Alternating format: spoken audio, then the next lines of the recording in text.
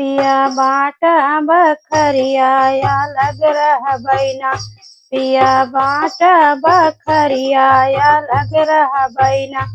पिया बाटा बखरिया या लग रहा बैना। हमारे ससुर जी के तीन महलिया।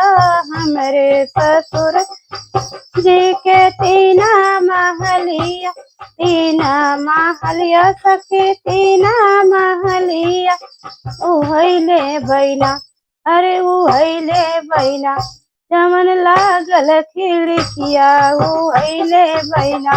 जमन लागल खिड़किया उहैले बैना। पिया बाटा बखरिया या लग रहा बैना।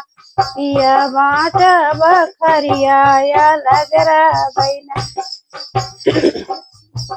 हमारे ससुर जी के तीन बेटा हुआ। हमारे ससुर जी के तीन बेटा हुआ। तीन बेटा हुआ सखी तीन बेटा हुआ। उहैले बैना। अरे उहैले बैना। जमन करई नौकरिया उहैले बैना।